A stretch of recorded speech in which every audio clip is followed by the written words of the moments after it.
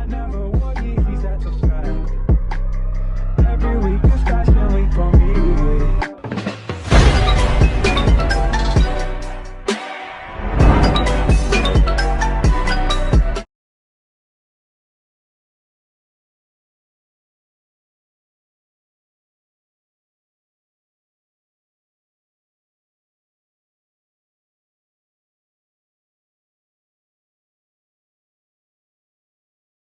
Forests and what lives in them are judged to be just a resource, and unfortunately most times it's a resource for humans to destroy, but lying in with the depths on them are still surprises wait for those who disrespect Mother Forest's good nature. Mira Miller could feel the adrenaline pumping through her veins. The thrill of the hunt was that drove her and her college buddies Jason and Lotus across the globe new game to track places they didn't need a permit, or at least where they could pay enough.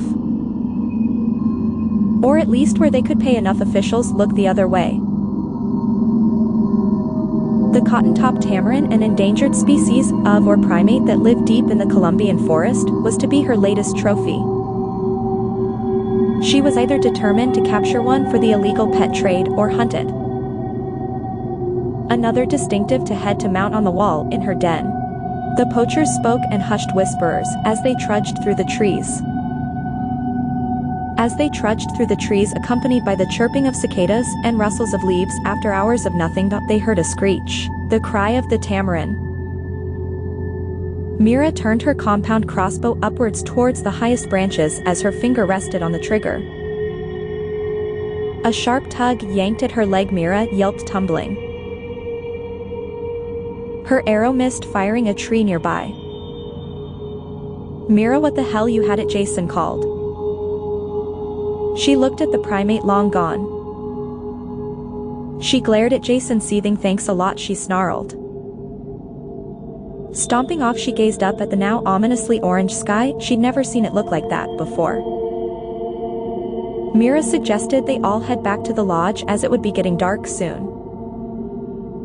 The trio trudged back through the dimming forest in silence. Half-hour passed and there was no sign of the previous path they have taken. It was almost as if the landscape had changed the three of them. They hadn't spoken for a while, so she assumed the others felt the same way. That they were utterly lost, and before Mira could turn around to confer with them, she heard a noise, a quiet clicking, and a rustle of bushes. And something else. She raised her weapon, scanning the menacing trees. The forest was quiet, too quiet. She turned.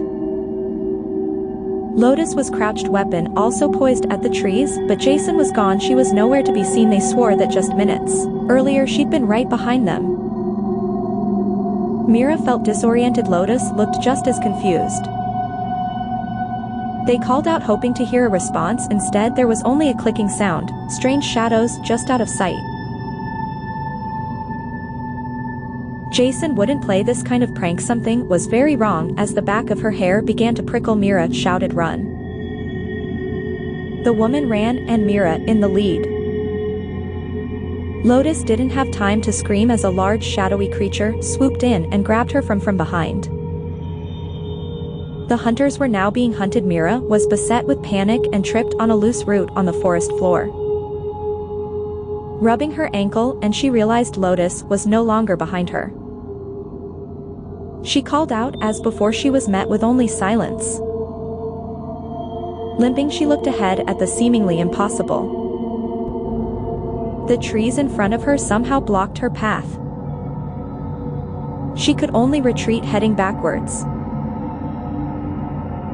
Limping, she looked ahead at the seemingly impossible. The trees in front of her had somehow blocked her path. She could only retreat, heading backwards.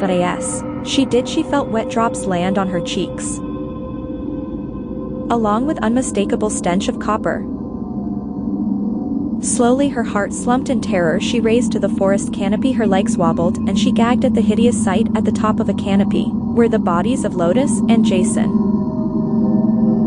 The women were tied above with vines pierced through their bodies like barbed wire. Their insides were wrapped around the vines, painting the green forest. Red blood spilled from their mouths, dripping down on her face. As she stumbled and fell to the ground in horror, a long knotted wooden arm reached towards her, clicking and snapping, its nails sharpened to the peak. Bright emerald eyes glowed within the darkness, illuminating a mass of hair made of leaves. It looked like a woman, but a monstrous woman, with green skin, vegetation, and sticks springing up across her body and teeth were sharp, spread wide in her crooked, malicious smile. Mira screamed, petrified, as the creature rushed in, swiping her machete-sharp limb, and walked back into the forest with her trophy. A few days later, 3 missing persons notices were pasted all across the nearby county, but the bodies of the trio were never found.